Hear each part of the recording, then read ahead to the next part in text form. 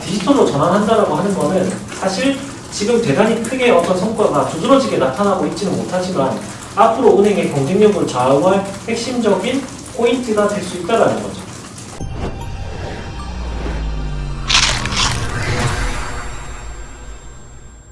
다들 망해가던 IMF 때 혼자 흑자낸 신비한 은행, 위기는 기회다, 신한금융 이야기라고 해서 이 컨텐츠가 있는데 이걸 한번 살펴보시기 바랍니다. 짧게 제가 이걸 요약해서 말씀드리면 신한은행 같은 경우는 역사가 그렇게 오래되지 않습니다. 순수 민간 자본이죠.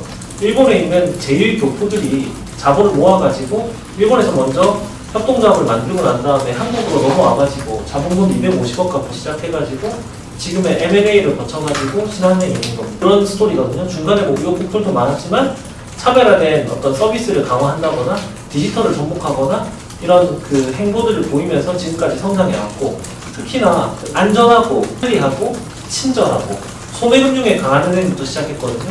그러니까 신한은행의 원래 오리지널 아이덴티티는 사실 기업금융이라기보다는 개인금융에 있다고 보시면 될 것 같고, 그리고 계속 말씀드리지만 개인금융이 튼튼해야만 기업금융도 튼튼할 수 있습니다.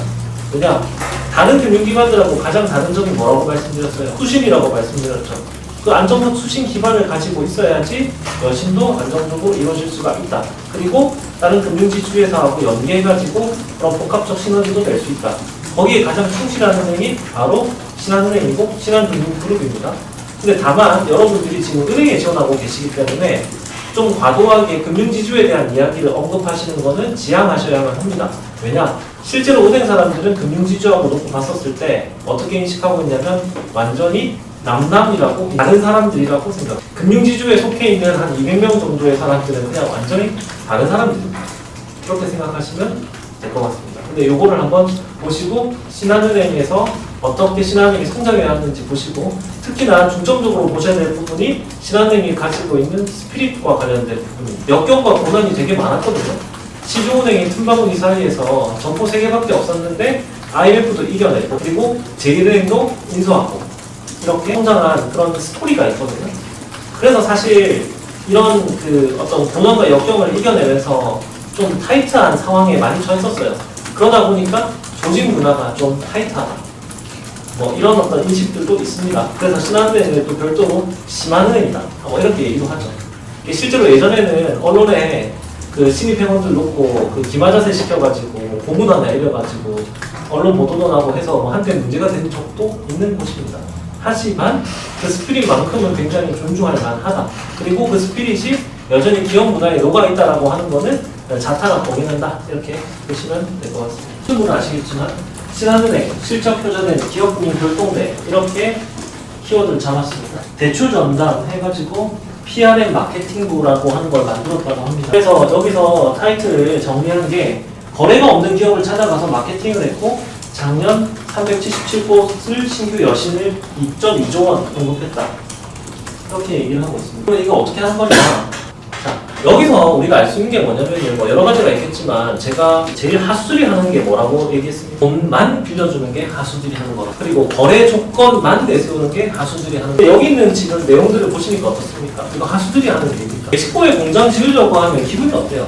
막막하지 않겠습니까? 근데 좀 더 많은 글로벌 네트워크, 자본력, 이런 해외 진출에 대한 경험, 해외 직접 투자, 외국환 거래법, 환율, 해외 유통망, 그 다음 해외 파트너, 이런 것들까지 연계해준다고 한다면 어때요? 거래 조건을 극복하고 이 은행과 거래해야 될 만한 확고한 이유를 제시해 줄 수가 있겠죠. 그런 걸 잘하는 게 바로 신한은행입니다. 종합을 많이 했잖아요. 보세요. 금융지주회사에서 지금 여러 계열사들을 인수해가지고 시너지 효과를 내고 있죠. 그리고 계열사끼리 연계해가지고 CIB라고 하는 걸 만들어서 GIB라고 하는 걸 만들어서 지금 신한캐피, 신한투자증권, 그리고 신한은행 이렇게 결합해가지고 글로벌 분산 투자를 또 하고 있어요. 지금 카드 1위 회사는 어디입니까? 신한카드입니다. 구 LG카드. 시너지를 이렇게 내고 있단 말이에요. 신한투자증권하고 은행하고 결합해가지고 어떤 서비스를 하고 있습니까? WM 모델은 은행과 증권을 결합해가지고 시너지를 창출하는 가장 대표적인 모델 중에 하나이기도 하잖아요. 그런 시도를 가장 적극적으로 하는 게 신한은행입니다. 여기서 우리는 신한은행이 가지고 있는 저력을 볼 수가 있습니다. 그래서 중소기업 대출액도 두드러지게 늘어나고 있잖아요. 2.2조만 되겠죠? 실적이 이렇게 늘어난다. 그리고 PRM이 뭐냐? 프로젝트 앤 릴레이션십 매니저. 영업점이 아니라 본점에 소속된 기업금융 전담력으로 거래가 없는 기업을 대상으로 마케팅을 펼쳐 신한은행과 거래하도록 하는 역할을 맡는다. 보통 RM이라고 하는 사람들은 영업점에 소속돼 있죠. 근데 이 PRM이라고 하는 사람은 어떤 사람들? 본점에 소속돼 있죠. 그럼 왜 본점에 소속돼 있냐? 본점에 소속되면서 본점에 있는 다른 부서들과 협력해가지고 아예 거래가 없었던 신규 고객들에게 아까 우리가 봤었던 금융거래 조건만 단독적으로 제시하는 게 아니라 이 기업들이 가지고 있는 필요로 하는 여러 가지 어떤 피탈 솔루션을 제공하는 거죠. 이런 식으로 해서 차별화가 되는 겁니다. 한 단계, 두 단계 더 앞서 나가는 뛰어난 금융의 모습이라고 볼 수 있는 거죠. 이거는 아무나 할 수가 없는 것입니다. 기업금융도 똑같은 기업금융이 아니라는 거죠. 근데 보세요.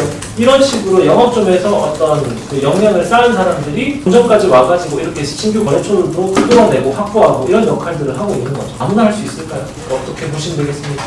정말 경쟁력 있는 사람들을 뽑고 싶어 하는 게 당연히 인지상정이다. 국내 시장, 지금 우리나라 올해 GDP 예상 성장률이 몇 %인지 알고 계시죠? 기간마다 좀 다르겠지. 1.4, 1.1 이렇거든요. 1% 초반이거든요. 이거 뭐를 의미하냐? 우리나라의 잠재 성장, 경제 성장률이 아주 저성장 국면으로 진입하고 있는 상황이다 라고 보여지는 거죠.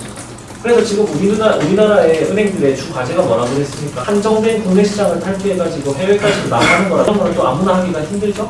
그걸 제일 잘하고 있는 게 신한은행이 맞습니다. 여기 보세요. 한번 보겠습니다. 해외 법인 순이익이 가장 많은 곳은 신한은행이었다. 신한은행은 상반기 베트남과 일본 등 10개 해외 법인에서 작년 같은 기간보다 무려 34.9%나 증가한 2,600억 원의 순이익을 냈다. 그리고 신한은행 베트남 같은 경우는 46.1%나 증가했던 거죠. 신한은행은 한국금융회사 최초로 1992년 베트남에 대표 사무소를 열며 일찌감치 해외로의 발을 열었다. 사실 이렇게 할 수 있었던 이유가 뭐냐면 신한은행 같은 경우는 원래 300여 명 정도가 되는데 초창기 그 사람들이 다 제일 교포예요. 그러니까 어떻게 되게 글로벌에 대한 감각 자체가 처음부터 남달랐다는 거. 그래서 이게 그 베이스가 됐다라고도 베트남에 진출한 외국계 은행 중 가장 많은 50개 점포를 운영하면서 가장 순이익 모두 1위에 올랐다. 대출 고객이 99% 이상이 현지 고객일 정도로 현지화에도 성공을 했다. 이런 글로벌 부분에서도 네트워크가 중요한 게 아니라 결국은 우리가 돈을 벌려고 한다면 신한은행의 모델을 따르는 게 맞다. 그럼 왜 이렇게 해야 되느냐?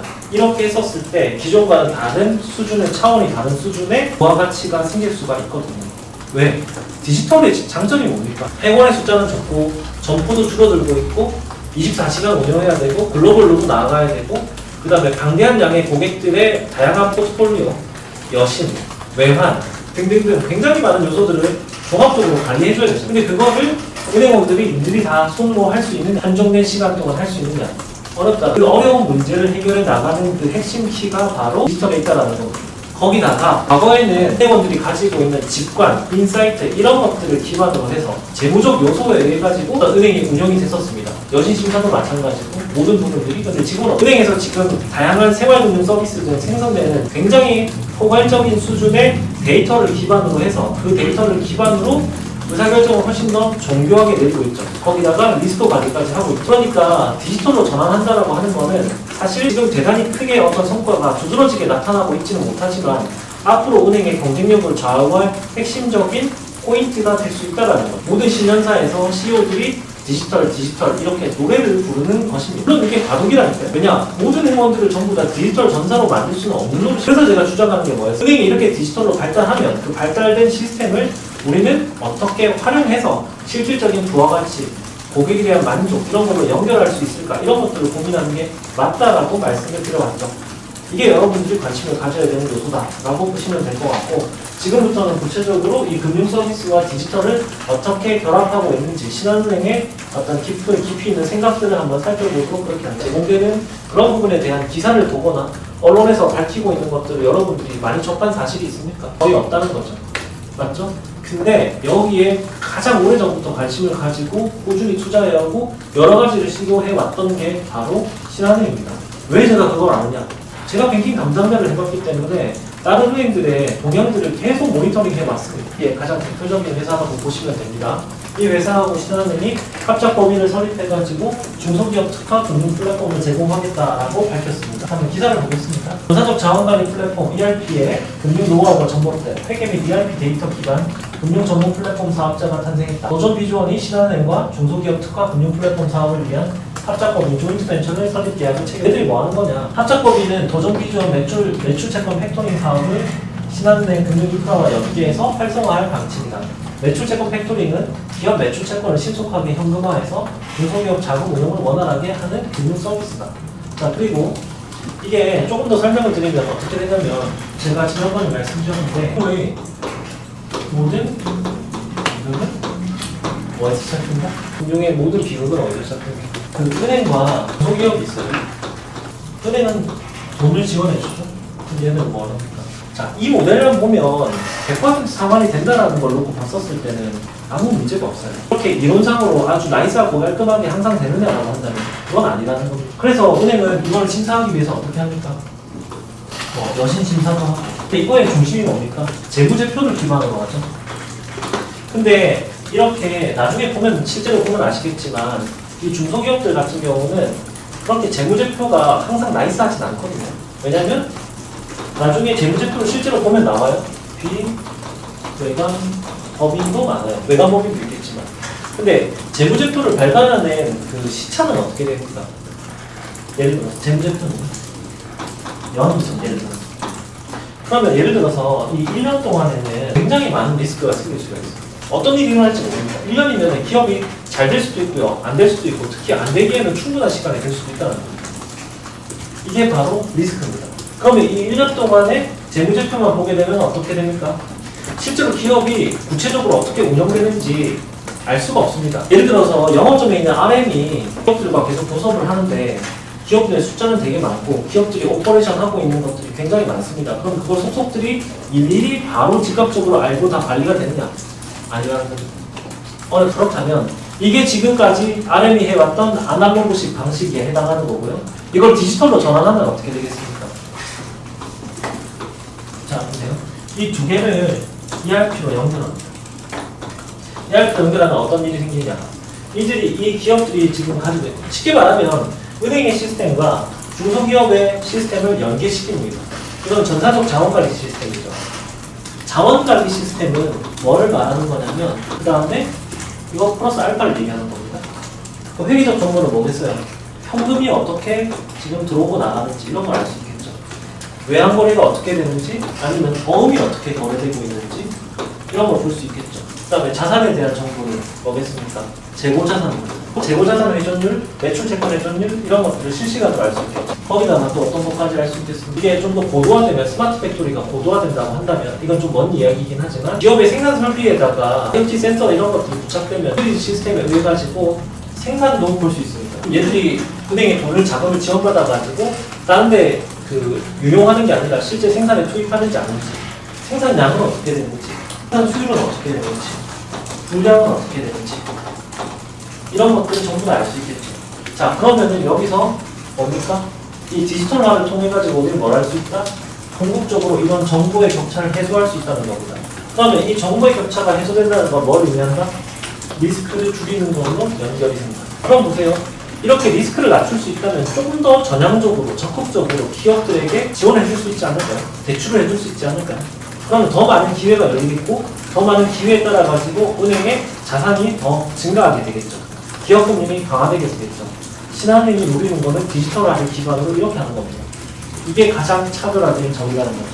물론 이게 지금 당장 잘 되고 있는 상황은 아닙니다. 하지만 이런 방향으로 나간다라고 하는 거는 이런 방향으로 나가야 되는 게 맞다는 겁니다. 근데 신한은행은 이런 방식으로 어려움에 봉착했었을 때 거기서 그냥 그치는 그런 은행이 아니었어요. 계속 이거를 이겨내고 기회로 만들었던 은행입니다. 그런 점이 지금의 신한은행을 만들었다고 볼 수 있는 거죠. 자, 한번 보겠습니다. 공급망 금융이라는 게 나옵니다. 근데 우리가 공급망이라고 하는 그 용어에 좀 더 관심을 기울이게 된 거는 좀 됐어요. 예전에 소부장이라고 하는 분야가 되게 이슈가 됐었죠. 그건 언제입니까? 코로나고 무역 분쟁이 발생하면서 소부장이라고 하는 게 이슈가 됐었고 그 이후에 코로나가 생기면서 실제로 공급망에 문제가 생겼죠. 원료 수급이 힘들어지고 그 다음에 물동량 처리, 물류가 막히면서 우리는 공급망이라고 하는 것에 대해 가지고 관심을 기울이게 됐죠. 그 공급망과 공급망하고 관련해서 금융 수요가 충분히 생깁니다. 그 금융 수요를 금융과 결합시켜가지고 서비스를 제공하고 거기서 이익을 취하는데 그것들을 처리하는 방식을 디지털로 전환하고 있다는 겁니다. AS 이건 뭡니까? 뱅크 앤저 서비스 이런 걸 말하는 거죠. 바스형 B2B 공급망 금융 서비스는 공급망 전체 과정에서 디지털 금융을 접목해 기업 간 결제와 정상 업무를 최적화하고 사업 및 자금 흐름의 효율적인 관리를 돕는 서비스다. 신한은행은 판매기업과 비밀기업에게 다양한 전자결제 솔루션, 영업활동 필요 자금에 대한 금융지원 등 종합금융 서비스를 제공한다. 자, 이게 뭐냐면요. 보세요. 기업들이 보통 구매자금을 대출해주고 구매자금을 원하고 그 구매자금을 받아가지고 어떻게 합니까? 구매 대상에게 지급을 하겠죠. 판매자에게. 근데 실제로 이게 지급됐는지 아닌지 우리는 알 수 없고 깜깜이잖아요. 맞죠? 그러면 만약에 이 주체가 다 신한은행에 거래처라면 어때요? 정보를 다 알 수 있겠죠. 그럼 리스크가 줄어들겠죠. 그런 식으로 금융을 제공하겠다는 겁니다. 여기서 또 어떻게 돼요? 누가 얼마의 어떤 지금 자금을 필요로 했는지, 누가 얼마의 이익을 받는지, 손해를 받는지 이런 것들도 역시 다 알 수 있겠죠. 그럼 이렇게 어떻게 되겠습니까? 리스크도 역시 줄어들 수 있겠죠. 그리고 그 금융 수요도 은행이 먹을 수 있게 되는 거고요.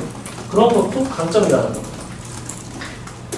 제가 봤을 때 지금 신한은행의 기조는 적어도 기업금융에서는 명확합니다. 다른 은행들은 기업금융 분야의 디지털이라고 하는 것에 그다지 엄청난 어떤 성과, 투자, 관심 이런 것들이 그렇게 많지 않은 것 같습니다. 근데 하지만 신한은행은 확고하게 그런 모습을 아주 꾸준하게 안정적으로 지금 당장 성과를 거두고 있지 않지만 미래를 보고 투자를 하고 있다는 느낌을 확고하게 느낄 수가 있습니다. 이거 가지고는 제가 어떤 걸 설명드렸었죠? 지난번에 비즈니스 모델하고 수익 모델은 다르다고 했죠. 뭐가 더 포괄적인 거라고 했습니까? 비즈니스 모델이 더 큰 거라고 했어요. 그러니까 이 수익 모델은 비즈니스 모델의 부분 집합이라고 보면 되겠죠. 비즈니스 모델로 우리는 뭘 하느냐? 고객이라는 말은 뭡니까? 고객을 모은다는 거예요. 그럼 여러분들이 신한은행 실적 자료를 보시면 MAU가 뭡니까? 액티브 유저를 말하는 거죠. 얼마나 실사용자들이 많은지를 말하는 거죠. 사실 우리 보세요. 은행 뱅킹 앱에 들어가셨을 때 들어간다고 가정해 봅시다. 여러분 은행 뱅킹 앱에 한 달에 몇 번 들어갑니까? 잘 안 들어가죠. 들어가야 될 이유가 없잖아요. 그리고 들어가서도 뭐밖에 안 합니까? 구매하고 이체밖에 안 하죠. 대부분이 그렇잖아요. 맞죠? 이 은행의 앱을 활성화시키고 은행 앱에 들어와야 될 만한 어떤 명확한 이유를 제시해 주는 거죠. 생활금융 플랫폼, 그 중에서도 가장 빈도가 높은 것 중에 하나인 배달앱 시장으로 진출하고 지금 최근 기사를 보니까 이게 배달앱에서 지금 4위로 뛰어올랐다고 하더라고요. 괄목할 만한 성장입니다. 근데 여기서도 사실 이익을 크게 내고 있지 못합니다. 근데 신한은행이 노리는 건 뭡니까? 이를 통해 가지고 데이터를 얻고 액티브 유저를 더 많이 확보하겠다는 하는 전략이고 이런 것에서 모든 은행 중에 가장 전향적으로 나서고 있는 게 바로 신한은행이다. 이렇게 볼 수가 있습니다. 자, 그럼 한번 쉽게 예를 한번 들어보겠습니다. 자, 라이더가 있어요. 그러면 이 라이더가 배달을 합니다. 그러면 얼마나 성실하게 배달을 하는지, 얼마나 로스가 없는지, 얼마의 소득을 얻는지 이런 것들 정보를 알 수 있어요, 없어요? 그리고 이 사람이 365일 중에 쉬는 날 일정 날짜를 빼고 얼마나 성실하게 하는지를 볼 수 있잖아요. 그러면 그 사람의 어떤 소득과 생활 패턴, 상환에 대한 어떤 의지 이런 걸 볼 수 있지 않나요? 소득을 보면 상환 여력을 볼 수 있고 생활 패턴을 보면은 상환에 대한 의지를 볼 수 있고 또 이 사람의 소비 정보를 보게 되면은 또 라이프 스타일도 알 수 있게 되겠죠. 이런 정보를 갖게 되면 어떻습니까? 이런 정보를 갖게 되면 라이더를 좀 더 다차원적으로 볼 수 있게 되겠고 이런 사람이 만약에 심파이어라고 한다면 이 사람들을 보고 리스크를 관리해서 또 필요한 어떤 금융 서비스를 제공해 줄 수 있겠죠. 또 반대로 배달이 됐었던 가맹점들이 그 가맹점에 대해 가지고 신한은행 땡겨의 시장 점유율을 기반으로 해서 이 사람들의 매출을 또 추정해 볼 수 있겠죠. 그리고 또한 신한은행뿐만 아니라 지금 마이데이터라고 하는 것들이 되게 일반화되고 있죠. 근데 아직 활성화는 안 됐지만 앞으로 생성되는 행 내의 정보, 행 외의 정보가 결합하면서 좀 더 가맹점, 재무 정보를 또는 아니면 운영에 관한 정보를 좀 더 다차원적으로 볼 수 있겠죠. 자, 이렇게 되면 역시 어떻게 됩니까? 리스크를 줄일 수 있겠죠. 그리고 파악된 금융 수요를 기반으로 상품, 서비스를 제공해 줄 수 이런 걸로 차별화를 하겠다는 거. 그러니까 과거에 정말 이 은행이 은행원의 어떤 직관, 인사이트 이런 것들을 기반으로 해왔던 시스템하고 앞으로의 디지털은 완전히 다른 세상이 될 수밖에 없다는 겁니다. 이렇게 결합하는 모델에 대해서 여러분이 관심을 가지고 그걸 언급해 줬었을 때 이게 자기소개서에서부터 면접에서도 차별화가 될 수 있다는 거. 보세요. 지금 제가 말씀드린 거는 미공개 중요 정보를 활용해서 말씀드린 게 아닙니다. 이거는 전부 다 공개된 정보로 말씀을 드린 것입니다. 근데 이 인사이트를 가지고 본인의 역량을 결부시켜가지고 다른 사람과 차별화하는 것과 그러지 않은 것은 완벽하게 차이가 날 수밖에 없다는 겁니다. 이 점을 여러분들이 좀 인식을 해 주셨으면 좋겠습니다. 아시겠죠? 워낙 애들이 디지털을 좋아하니까 그죠? 디지털 여러분들이 뭐 코딩하겠다 이렇게 쓰면 누가 믿겠어요? 강조하는 부분은 활용을 어떻게 할 것인가, 어떤 부가가치를 내게끔 할 것인가, 이 부분을 좀 써줬으면 좋겠다고. 왜냐, 얘들이 그렇게 좋아하는데, 사실 보세요. 여러분이 만나게 되는 실무자나 현장에 있는 사람들 같은 경우는 사실 이 디지털에 대한 어떤 가치, 그 다음에 이 디지털의 어떤 중요성, 이런 걸 크게 인식은 못하고 있어요. 왜냐, 지금 당장의 KPI가 바쁘니까. 근데 하지만 제가 계속 말씀드리지만 채용을 할 때 바라보는 관점은 실무자들이 바라보는 관점하고 차이가 있기 때문에 결국 결론은 뭐다? 제가 말씀드린 은행에서 진짜 진정으로 원하는 그 방향성에 대한 소수를 하는 게 여러분들한테 더 유리할 거다, 차별화가 될 거다, 이런 말씀을 드리는 거예요. 아시겠죠? 저는 사실 뭐 1, 2, 3, 4번 이렇게 있는데 사실 3번만 봐도 이 사람 뽑아야 될지 안 될지 저는 볼 것 같습니다. 어떻게 생각하세요? 물론 이게 뭐 인간성이라고 하는 게 굉장히 중요한 영향을 미치는 걸 부인하지 않습니다만, 사실 제일 중요한 항목이 뭐냐라고 한다면은 저는 3번이라고 생각합니다. 아시겠죠? 자, 그 다음에 이 원화 대출금이 283조 원이죠. 이 구성을 한번 보세요. 지금 기업 대출이 155조 원이고 가계가 128조 원이기 때문에 기업 대출 비중이 좀 더, 중소기업이 127조 원이나 되죠. 대기업은 27조밖에 안 되죠. 그럼 대부분 중소기업이 맞죠? 근데 이 중소기업 중에서도 뭘 하고 있냐라고 하면은 외감이 많아요, 비외감이 많아요. 외감이 많죠. 외감이 확실히 많잖아요. 외감도 마찬가지입니다. 외감이라고 해가지고 바로 전부 다 할 수 있는 것도 아닙니다. 그러니까 여기에서 신경을 쓰고 있는 거라고 보시면 되고, 또 나머지 비율 같은 것들은 보시면은 지금 다른 은행들하고 크게 다르지 않습니다. 본산업이 확실히 다 다른 은행도 역시 높게 나타나고, 건설업은 어때요? 그렇게 많이 안 하죠. 이거만 봐도 신한은행이 어떤 방식으로 움직일 것인지에 대해서 알고 있습니다. 그리고 보세요. 땡겨요나 아니면 이런 것들을 통해 가지고 소호 커버가 가능하죠. 딱 이렇게 보시면 될 것 같아요. 은행이 하고 있는 모든 활동과 디지털, 이거를 놓고 어떻게 결합시킬 것인지 고민하고 있습니다.